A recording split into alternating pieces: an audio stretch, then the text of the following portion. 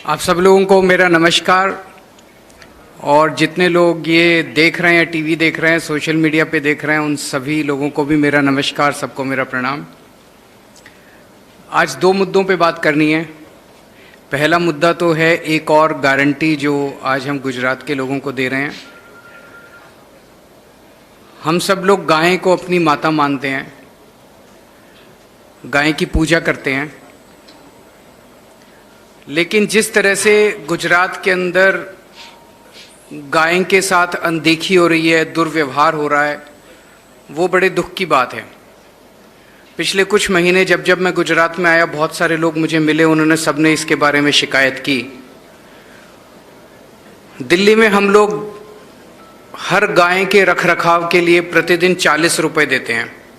20 रुपए दिल्ली सरकार देती है, 20 रुपए नगर निगम देता है।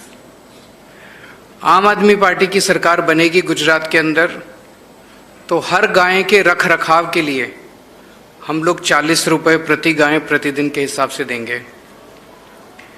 और हर जिले के अंदर पांजरा पोल बनाया जाएगा, ताकि जो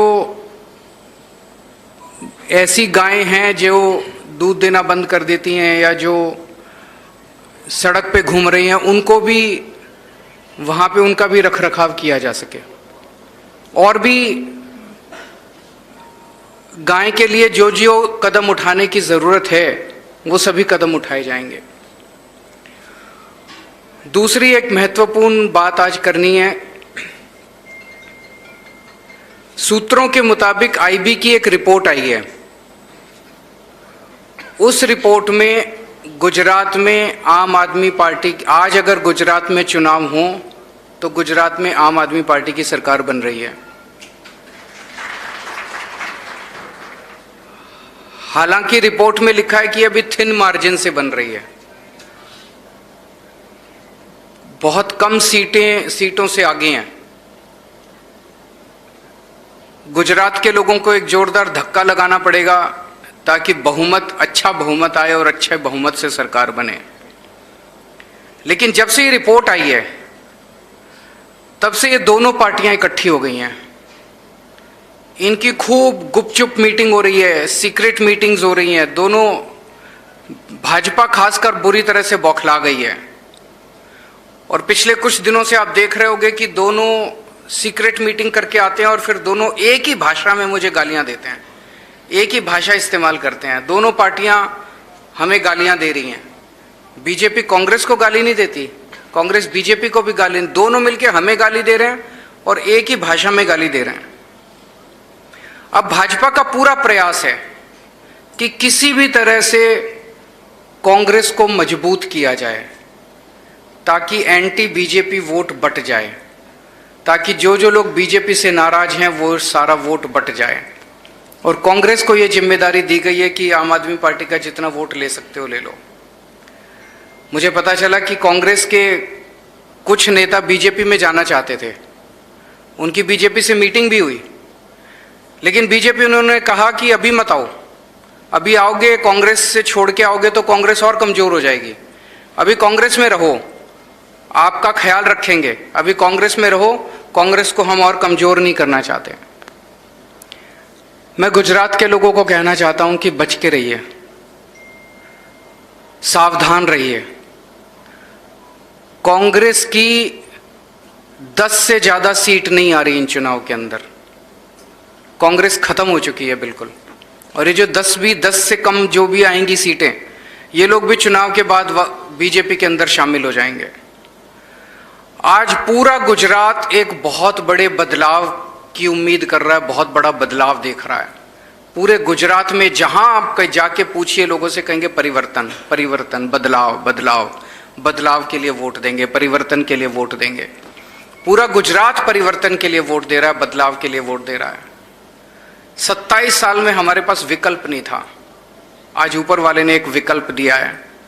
कहीं ऐसा ना हो कि हमारी गलती के कारण ये विकल्प, ये मौका जो भगवान ने दिया है, ये चला जाए। कांग्रेस को वोट दे के बीजेपी को जिता मत देना।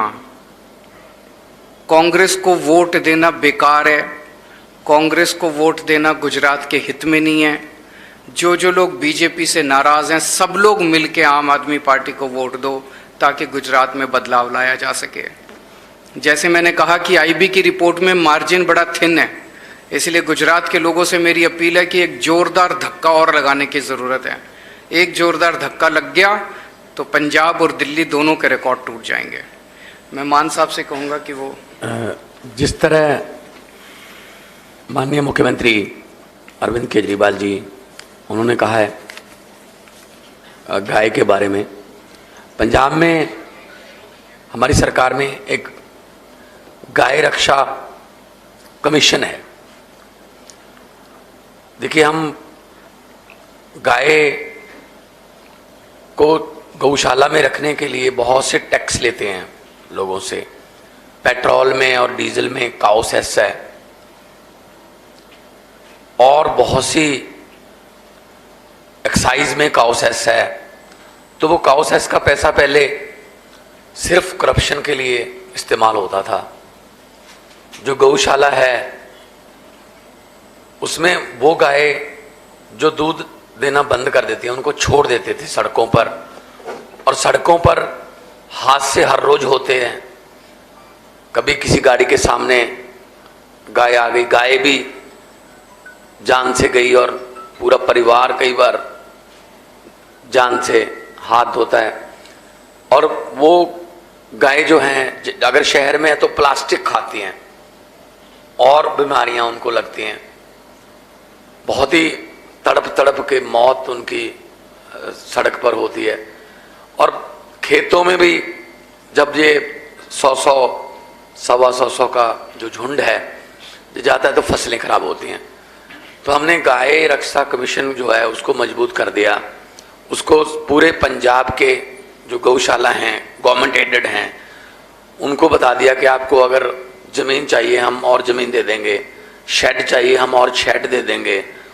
और चारा, पंजाब के लोग क्योंकि बहुत दान करने में बहुत विश्वास रखते हैं, जैसे लंगर लगाते हैं, चारा बहुत ज़्यादा चारा आ जाता है पुण्य के रूप में कि जी हम दसबंद बोलते हैं, हमारे 10वां हिस्सा अपनी कमाई में से भी 10वां हिस्सा, फसल में से भी 10वां हिस्सा वो निकालते हैं। तो गाय रक्षा कमीशन जो है उसको हम बहुत मजबूत कर रहे हैं और सभी गौशालाओं को बोल दिया है कि आपने ऐसा नहीं करना है कि किसी गाय को आप इसलिए छोड़ दो कि आपका चारा नहीं है या आपके पास उसको रखने की जगह नहीं है। बाकी जो समस्याएं पंजाब की हैं वही समस्याएं, मैं कल जूनागढ़ गया था, कल मैं कच्छ में भी गया था, वहाँ तो बहुत पंजाबी भी मिले थे। पूरे देश की समस्याएं आपस में मिलती जुलती हैं। हमारे यहाँ भी खेती की दिक्कत है, हमारे यहाँ भी जय जवान और जय किसान का नारा लगता है, यहाँ भी लगता है। हमारे यहाँ भी पानी जो है सिंचाई के लिए खेतों तक पहुँचता नहीं है, कहीं टेल जो एंड पड़ते हैं टेल एंड पर, यहाँ भी पानी की समस्या है कि सिंचाई के लिए पानी नहीं मिलता। हमारे यहाँ भी करप्शन है, यहाँ भी करप्शन है। हमारे यहाँ भी सरकारी स्कूल का इन्होंने बेड़ा गर्क किया, यहाँ भी यही हाल है। हमारे यहाँ भी हॉस्पिटल का वही हाल है जहाँ गुजरात में है। और कल मैं कुछ सड़कों पर गया, जूनागढ़ में भी गया, कच्छ में भी गया, गांधीधाम में, मतलब मैंने सड़क में गड्ढे बहुत देखे थे लेकिन गड्ढों में सड़क पहली बार देखी है। मतलब इतना बुरा हाल है रोड्स का। तो ये सब कुछ ठीक हो सकता है, कोई खजाने में कमी नहीं होती। 2.5 लाख करोड़ से ज़्यादा बजट है स्टेट का। जब दिल्ली में अरविंद केजरीवाल जी ने मुख्यमंत्री के तौर पे ओथ ली थी तो 28,000 करोड़ बजट था, महज 28,000 करोड़। अगले साल मनीष सिसोदिया जी ने जो वित्त मंत्री थे उनसे व्यापारियों से बात की, तब बैट होता था, बैट 12.5%, अब जीएसटी आ गई, बैट को 7.5% कम कर दिया, 5% बैट रह गया। लेकिन व्यापारियों को बोला कोई रेड राज नहीं होगा, टैक्स दे देना। बैट 7.5% कम करके 2,000 करोड़ की इनकम बढ़ गई थी, लोग पैसे देने लगे ईमानदारी से। सो अगर ईमानदार सरकार हो तो सब कुछ हो सकता है। बिजली मुफ्त हो सकती है, पंजाब में हमने कर दी 1 जुलाई से। 17,000 से ज़्यादा नौकरियां हमने पंजाब में नियुक्ति पत्र दे दिए। कच्चे मुलाजम बहुत है पंजाब में जो कॉन्ट्रैक्ट पे हैं। मुझे पता चला यहाँ तो पुलिस भी कॉन्ट्रैक्ट पे है। तो हमारे यहाँ कुछ मुलाजिम हैं 30,000 से ज़्यादा जो कॉन्ट्रैक्ट पे हैं, उनको हम पक्के करेंगे। आउटसोर्सिंग का ज़माना जो है वो ख़त्म करेंगे हम, क्योंकि आउटसोर्सिंग वाले बीच में से पैसे खाते हैं। गवर्नमेंट उतनी सैलरी देती है लेकिन वो आगे नहीं देते, कॉन्ट्रैक्ट साइन करवा लेते हैं। तो सबको पक्की नौकरी मिलनी चाहिए। और पंजाब में हमने करप्शन के लिए एक हेल्पलाइन नंबर जारी किया। बहुत से फ़ोन आते हैं, हर रोज़ गिरफ्तारियां होती हैं। अब लोगों जो अफसर हैं जो सरकारी दफ्तरों में, उनको अब ये एहसास होने लगा कि अब तो सिर्फ वेतन पर ही गुजारा करना पड़ेगा। और अभी गुजरात में आए कल जितने इकट्ठ मैंने देखे अपने आप लोगों के आना, ये नई कहानी लिखने का संकेत है। मुझे तो लग ही नहीं रहा था मैं गुजरात में हूँ। ऐसा ही माहौल, बिल्कुल ऐसा ही माहौल 2022 में इलेक्शन से 1 महीना पहले पंजाब में था। तो नई कहानी लिखने के लिए गुजरात के लोग तैयार बैठे हैं। पहले उनके पास कोई ऑप्शन नहीं थी, सिर्फ एक ही बटन था। अब बटन अगर बदल गया तो किस्मत बदल जाएगी। कोई क्वेश्चन अगर है तो? हाँ, कुछ सभी लोगों को गांधी जयंती की बहुत बहुत शुभकामनाएं। लाल बहादुर शास्त्री जी का भी आज जन्म दिवस है, उसकी भी बहुत सारी बहुत शुभकामनाएं।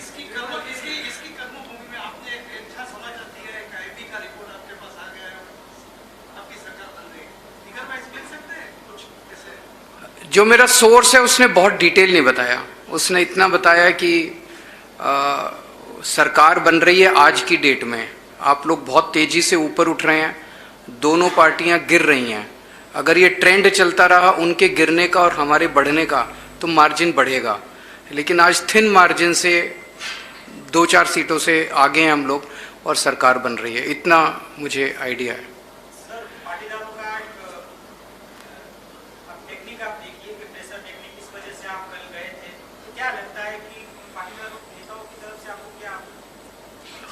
हम सबके लिए काम कर रहे हैं, सभी समाज के लिए, सभी जातियों के लिए, सभी वर्गों के लिए, सबके लिए हम काम कर रहे हैं। सबको बच्चों को स्कूल बनवाएंगे, अच्छी शिक्षा देंगे, सबका भविष्य बनाएंगे। हमारे पे किसी ने कोई प्रेशर नहीं डाला। हमारा एजेंडा जो है वो सबको पसंद आ रहा है। आज लोग, मुश्किल से 5-6 महीने हुए हमें चुनाव प्रचार करते हुए। हम 1 मिनट में बताता हूँ, मैं आपको एक छोटा सा उदाहरण देता हूँ। मैं टीवी पे एक प्रोग्राम देख रहा था, प्रधानमंत्री जी आए, मेरे ख्याल से 30,000 करोड़ का पैकेज, ऐसे कुछ 30,000 करोड़ का था, 20,000 करोड़ का पैकेज उन्होंने अनाउंस किया। एक आदमी वहां से उनकी सभा से बाहर निकल रहा था, उससे एक टीवी वाले ने पूछा, तो क्या आपको लगता है कि गुजरात में विकास हुआ? उसने कहा हाँ जी हुआ, बहुत हुआ। तो उसने कहा कि देखिए आज इतने 1,000 करोड़ का पैकेज देके गए हैं, तो बहुत विकास हुआ। तो उसने कहा कि वोट दोगे बीजेपी को? उसने कहा नहीं, वोट नहीं दूंगा। अच्छा, क्यों नहीं दोगे? कहते विकास तो हुआ, मुझे क्या मिला? उसके तो बच्चों को रोजगार नहीं मिला ना, उसकी तो बिजली सस्ती नहीं हुई ना, उसको तो महंगाई से छुटकारा नहीं मिला ना, उसको तो स्कूल नहीं मिले ना। आज हम वो बड़ी बड़ी बातें करते हैं बीजेपी वाले, बड़ी बड़ी बात, आम आदमी को क्या लेना देना? इतने 1,000 करोड़ का पैकेज, ठेकेदारों की ऐश हो गई, मंत्रियों की भी ऐश हो गई, नेताओं की ऐश हो गई, इतने 1,000 करोड़ का पैकेज। जनता को चाहिए मेरे बच्चे को अच्छी शिक्षा मिल जाए, मेरे घर में कोई बीमार हो तो अच्छा इलाज मिल जाए, मेरे बच्चे को रोजगार मिल जाए, मेरा बिजली पानी सस्ती हो जाए। इतनी महंगाई हो रही है, गुजारा नहीं चल रहा। वो बात हम लोग कर रहे हैं, वो लोगों के दिल को छू रही है। आज तक कभी किसी ने की नहीं, और ये लोग कर ही नहीं सकते, बिकॉज इन्होंने कभी करके ही नहीं देखी। हम करके आए हैं, दिल्ली में की, पंजाब में की, अब गुजरात में करेंगे।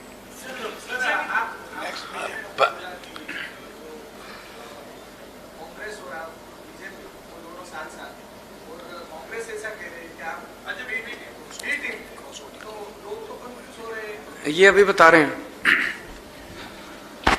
देखो, આપણે સૌ જાણીએ છીએ કે રાષ્ટ્રપતિ ચૂંટણીમાં ક્રોસ વોટિંગ થયું હતું, અને ક્રોસ વોટિંગ થયું હતું એ ધારાસભ્યો કોંગ્રેસના ધારાસભ્ય ક્રોસ વોટિંગ કર્યું છે. મને આપ બતાવો કે 7 થી 9 જે ક્રોસ વોટિંગ થયું એ કોણે કર્યું અને કોણે કર્યું તો કોંગ્રેસે શું પગલાં લીધા અને કોંગ્રેસે પગલાં ન લીધા તો ઈ ધારાસભ્યોની કયા ભાજપના નેતા સાથે મીટિંગ થઈ અને મીટિંગ થઈ તો શું ડીલ થઈ અને ડીલ થઈ તો કોંગ્રેસ ફરી એમને ચૂંટણીની ટિકિટ આપવાની છે. एक और भी बात है, अभी गोवा में कांग्रेस के 11 एमएलए थे, 11 में से 8 बीजेपी में चले गए. आम आदमी पार्टी के 2 एमएलए थे, 2 अभी आम आदमी पार्टी में हैं. तो पूरे देश में हम लोग देख रहे हैं कि कांग्रेस बेसिकली तो अब बीजेपी की जेब में बैठी है. बीजेपी जब चाहती है जितने जितने उसको चाहिए होते हैं उतने खरीद लेती है, बाकी स्टॉक में रखती है वहां पे. तो सारे देश के अंदर देख रहे हैं अब ये जॉइंट स्ट्रैटेजी इनकी बन गई है, सीक्रेट मीटिंग करके एक साथ आम आदमी पार्टी को हराने के लिए. ये पंजाब में भी बिल्कुल ऐसे ही हो रहा है. विधानसभा में हमने सेशन बुलाया क्योंकि उन्होंने हमारे एमएलए को फोन किए थे. तो हमने कहा कि हम सेशन में अपना विश्वास मत दिखाएंगे. तो बीजेपी तो 2 एमएलए हैं बीजेपी के 117 में से, वो तो वॉकआउट कर जाते हैं पहले मिनट में. उनकी जगह पे फिर कांग्रेस विरोध करती है कि नहीं जी ये गलत. कांग्रेस बीजेपी की भाषा बोलती है, मतलब कांग्रेस बीजेपी की तरफ से बोलती है. ऐसे लगता है जैसे कांग्रेस आई नहीं, कांग्रेस बीजेपी ब्रैकेट में. तो मतलब हालांकि कांग्रेस खुद पीड़ित है उस चीज की कि उनकी सरकारें तोड़ दी मध्य प्रदेश में, कर्नाटक में, गोवा में और अरुणाचल में, लेकिन फिर भी वो पंजाब में चाहते हैं ऑपरेशन लोटस जो है वो कामयाब हो जाए. इसका मतलब तो फिर सीधी सी बात है कि दोनों मिले हुए हैं. और ये दिल्ली में भी ऐसा किया था उन्होंने कि आपस में मिल जाओ, मतलब आम आदमी पार्टी को हरा दो, फिर बाद में आपस में देख लेंगे. लेकिन अब क्योंकि इनकी बारियां टूट रही हैं तो इसीलिए इनको तकलीफ हो रही है कि अरविंद केजरीवाल जी ऑटो रिक्शे वाले के घर पे खाना खाने चले गए, उसको पुलिस उठा के ले गई.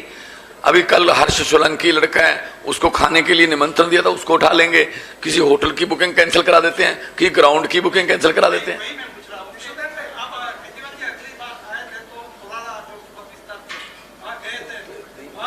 बिलाना डाटा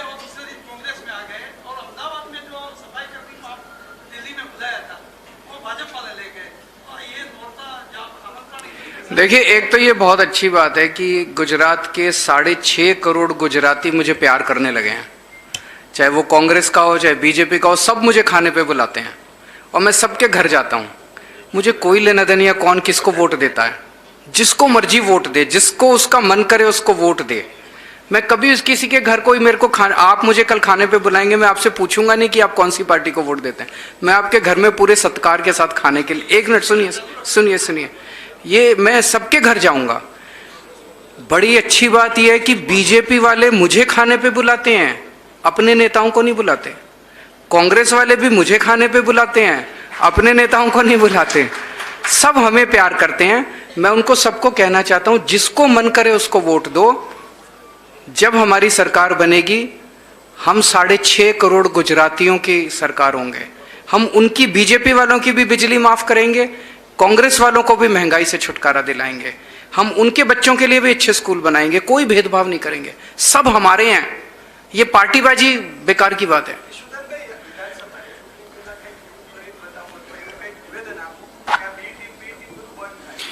जो गुजरातनी जनता गुजरातनी जनता खूब होशियार है. गुजरातनी जनताए 32 वर्ष कांग्रेसने शासन आप्યું, 27 વર્ષથી ભાજપને આપ્યું, 27 વર્ષથી કોંગ્રેસના વિપક્ષ પદ પણ જોઈ લીધું. સાથે સાથે છેલ્લા 12 વર્ષમાં 65 કોંગ્રેસના મોટા નેતાઓ ત્યારે ભાજપમાં બેઠા છે. એટલે કોંગ્રેસ યુક્ત ભાજપ છે. ભાજપના જે સારા આગેવાનો છે એમણે પણ ભાજપે સાઇડલાઇન કરી દીધા છે. માત્ર ગુંડાગર્દી કરી શકે, માત્ર રૂપિયાનો ઉઘરાણા કરી શકે, માત્ર અધિકારીઓ પાસેથી ઉઘરાણો કરી શકે, એમને કોંગ્રેસ ભાજપે લીધા છે. અને કોંગ્રેસવાળા પણ એવા જ જાય છે. હું એમનો દાખલો આપું તમને કે પરસોત્તમ સાબરિયાજી જે કોંગ્રેસના ધારાસભ્ય હતા, જેની ઓડિયો ક્લિપ વાયરલ થયા પછી 6 મહિના જેલમાં રહ્યા પછી એ જેલમાંથી ભાજપમાં જાય છે, છૂટી જાય છે અને પછી ભાજપને ટિકિટ આપે છે. એટલે એનો અર્થ સ્પષ્ટ થયો. ગુજરાતની જનતાને મારી વિનંતી છે, ભાજપ કોંગ્રેસે મિટિંગો કરી છે. મિટિંગમાં એવું નક્કી થયું છે ક્રોસ વોટિંગ જે પણ ધારાસભ્યો કર્યા છે એ કોંગ્રેસમાંથી લડે, ભાજપ એને ફંડ આપશે. મેં સાંભળ્યું છે, સાચું ખોટું ઈશ્વર જાણે. ભાજપ એને ફંડ આપશે 5-7 કરોડ રૂપિયા. રૂપિયાવાળી તો પાર્ટી છે જ. અને જો ચૂંટાઈ જાય ચૂંટણી પછી તો ભાજપને કાંઈ ઘટે તો માલ સપ્લાય થઈ જાય, નહીં તો આમ આદમીને હરાવવા માટે આખો શોખ તો ગોઠવાયો છે. ગુજરાતની જનતાને અપીલ કરું છું કે ભાજપ અને કોંગ્રેસ બે એકબીજાની ટીમો છે, એ આપણે સાબિત કરી દીધું છે. ઘણી વખત તમને ખબર છે, એક મોકો આમ આદમીને એટલા માટે આપજો કે તમારા બાળકના શિક્ષણની વાત કોઈ નથી કરતું, તમારે વીજળી ફ્રીની વાત કોઈ નથી કરતું, શિક્ષણની વાત કોઈ નથી કરતું, ખેડૂતોની વાત નથી કરતું. એટલે સ્પષ્ટ છે કે આ બંને એકબીજાની બી ટીમ છે અને ગુજરાતની જનતાએ સાબિત પણ જોઈ લીધું છે અને સાબિતી પણ થઈ ચૂકી છે. Thank you.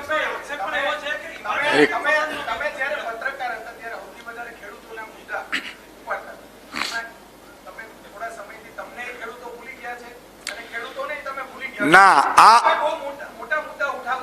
બિલકુલ. હવે આમ સાંભળજો, તમે એવું કહ્યું કે ખેડૂતોના મુદ્દા, ખેડૂતો મારા રાજનીતિમાં આવવાનું કોઈ એક કારણ હોય, 2-4 કારણોમાંથી તો એ ખેડૂતો છે.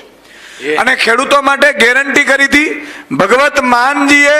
ખેડૂતો માટે આજે જ તમે જોઈ લો, ત્યાં પણ કર્યું છે, દિલ્હીમાં પણ 50,000 રૂપિયા હેક્ટરે ત્યાં જમા થઈ જાય છે, જ્યાં જેનો ખેડૂતને નુકસાન થાય છે.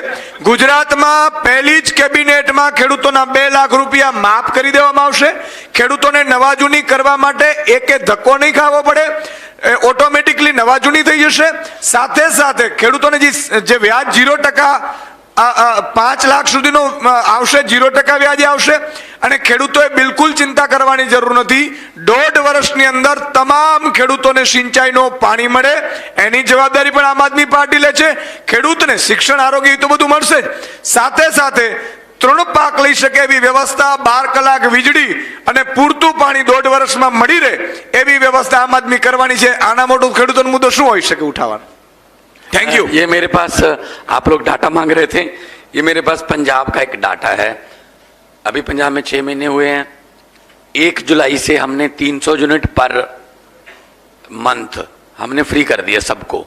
तो 600 यूनिट 2 महीने का, क्योंकि 2 महीने का साइकिल है, हमारे 2 महीने का बिल आता है. टोटल हमारे पंजाब में 72,66,540 घर हैं, मीटर हैं बिजली के. 72,66,540. अभी सितंबर में, क्योंकि जुलाई और अगस्त का बिल सितंबर में जनरेट होता है, उसमें से 49,93,326 का बिल 0 आया है. परसेंटेज बनती है 68.71. अभी सर्दी आएगी नवंबर और दिसंबर की, और भी कम कंजप्शन हो जाएगी.